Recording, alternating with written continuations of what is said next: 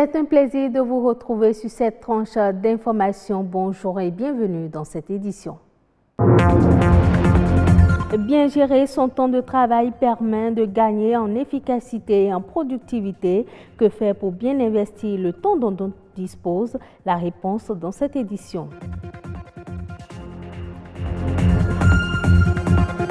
Les pesticides chimiques sont une menace pour l'environnement et la santé. Face à la demande bio, les producteurs se tournent vers les alternatives pour une production saine et naturelle. Faire du social avec de l'art, le concept est de plus en plus expérimenté par les artistes. L'art social sensibilise et éduque les populations. Plus de précisions sur ce concept dans un instant.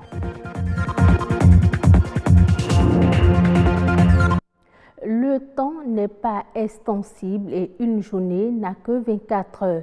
C'est un des vecteurs clés du développement. De sa bonne gestion et de l'importance qui lui sont accordées dépendent le succès, tant sur le plan individuel que national. Comment user de son temps et quelles sont les habitudes et petites astuces à intégrer dans nos quotidiens pour en faire son allié? Rebecca Adjinakou s'est penchée sur la question.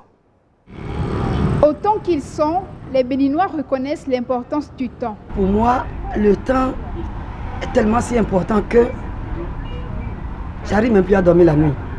Parce que dormir la nuit, ça fait encore perdre de temps. Dès que le temps est parti, vous ne pouvez plus rattraper. Alors si nous ne rattrapons pas l'heure qui passe, nous n'allons pas espérer rattraper le temps qui est passé. Richesse à la portée de tous, le temps passe et se révèle court. Pour atteindre ses objectifs, chacun s'y prend à sa façon. La gestion de mon temps se fait en fonction des tâches que j'ai accomplies. La principale chose que je fais, c'est que j'essaie de me fixer des objectifs. Au vu de ces objectifs, je planifie. Je m'organise bien pour que les objectifs que je me suis fixés soient atteints dans le délai que j'ai imparti pour chaque activité. Je suis consultante en festivité, mais ce qui veut dire que la cérémonie se passe toujours le week-end. Donc on a 48 heures pour satisfaire tout le monde. Et vous savez très bien, la cérémonie africaine avec la multitude de foules, les 48 heures sont insignifiants pour satisfaire mes clients. Donc quand je parle qu'en mangeant même, je calcule mon temps. En parlant, je parle plus vite pour récupérer mon temps. Time is money, disent les anglophones. Le temps fait partie intégrante du processus de développement d'une nation. L'Institut national de la statistique et de l'analyse économique publie en 2017 que sur 24 heures, seules 3 heures sont optimisées par les Béninois. La cause principale, c'est que le Béninois est dans un environnement où il n'y a pas assez de rigueur au niveau des différents responsables pour l'amener à pouvoir être plus pointué par rapport à son utilisation du temps. Mieux vaut tard que jamais. Pour une gestion optimale du temps, plusieurs méthodes existent. Nous allons proposer la méthode NERAC. La méthode NERAC, c'est N-E-R-A-C. Le N voudrait dire qu'il faut noter toutes ces activités dans une journée. Le E plutôt, c'est qu'il faut évaluer la durée nécessaire pour chaque activité. Après avoir évalué la durée nécessaire, il faut réserver le temps de sécurité pour gérer les urgences ou les embouteillages qu'il faudrait avoir. Le R, c'est arbitrer les priorités parce que vous avez une flopée d'activités, mais il faut pouvoir savoir celles qui sont prioritaires et les mettre en avant des autres. Et le C, c'est enfin, après avoir déroulé votre journée, contrôler ce qui a été réalisé pour faire un peu ce qu'on peut appeler du suivi et évaluation. L'heure après l'heure n'est plus l'heure et loin de laisser le temps au temps, il est du devoir de tous, jeunes comme adultes, de prendre conscience de l'utilité du temps, de lui reconnaître sa suprématie, d'en faire son allié pour non seulement un développement personnel, mais aussi celui du Bénin. De la gestion du temps à la gestion de l'agriculture, il y a juste un pas. Des alternatives aux pesticides existent. Les pesticides sont des substances utilisées pour lutter contre les organismes considérés comme nuisibles et qui envahissent les champs. Mais le contexte change et la demande bio n'a jamais été aussi forte. Du coup, les paysans sont nombreux à se reconvertir. Plusieurs autres raisons poussent à adopter de nouvelles méthodes pour préserver les cultures. Amandine Agnamboussou. 50% de la production agricole est perdue chaque année avant ou après la récolte dans le monde. Pour protéger les cultures des bioagresseurs nuisibles, les paysans font recours aux pesticides. Les pesticides, c'est des produits qui sont élaborés pour contrôler ou tuer les pestes, c'est-à-dire les insectes. Si vous entendez cide, ça veut dire que ça tue.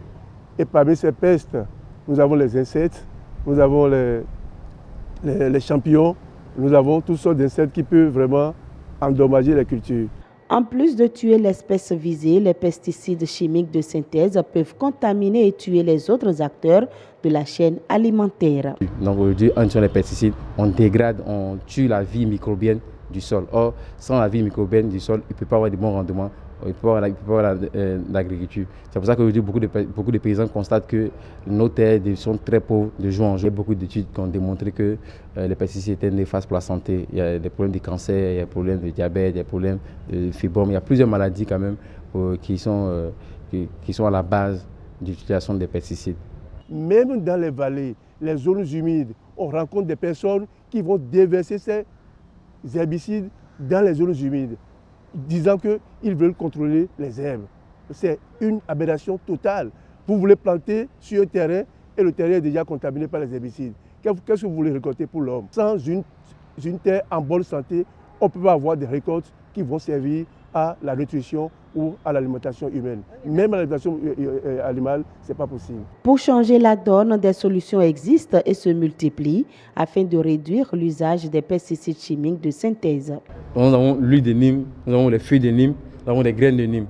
À part cela, on peut ajouter cela le savon coton pour finir la solution, puisque l'huile de Nîmes, on le fait dans une solution, on le mélange à de l'eau, que ce soit et les feuilles de Nîmes aussi on les utilise, mais aussi nous avons le gingembre, nous avons l'ail, nous avons le tabac et nous avons la cendre. Nos paysans savaient faire la rotation des cultures. Nos paysans savaient faire l'association des cultures. Il y a même les luttes étagères.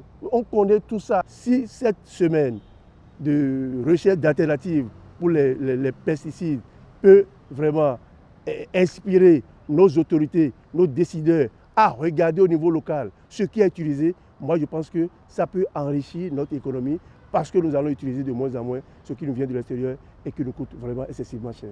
Cultiver sans pesticides chimiques de synthèse, c'est bien possible. La règle fondamentale de l'agriculture est de respecter les écosystèmes naturels et de penser agronomie plutôt que chimie.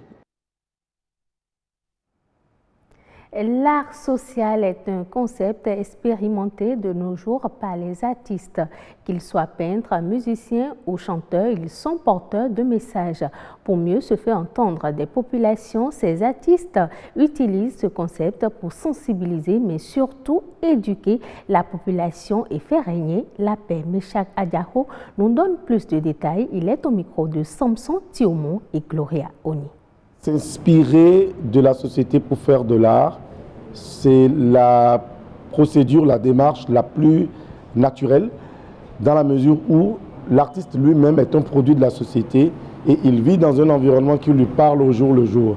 Après, il peut décider de se détacher pour faire des productions un peu plus élevées, mais aujourd'hui, on réalise que l'artiste qui est dans une société en proie à des crises, à des tensions, et qui est silencieux et dont les productions ne permettent pas à cette société de vivre, de s'épanouir et de se questionner, cet artiste-là n'est pas forcément, on va dire, très patriote et très philanthrope, très orienté vers ce qui pourrait permettre à ceux qui vivent, ses contemporains, d'aller mieux. Et ça, c'est pas bien. Dans leur rôle, n'est-ce pas, d'éveilleurs de conscience, d'éducateurs et de pilules anti-stress, je vais dire, sont des acteurs de premier plan pour l'équilibre de la société et de la communauté.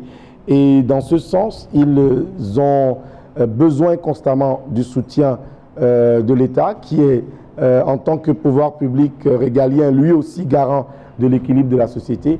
Et donc, nous sommes une équipe qui fonctionne et autant les artistes devraient aider les pouvoirs publics à se faire entendre et les pouvoirs publics aussi devraient soutenir les artistes dans cet effort de travail sur l'équilibre et la paix sociale.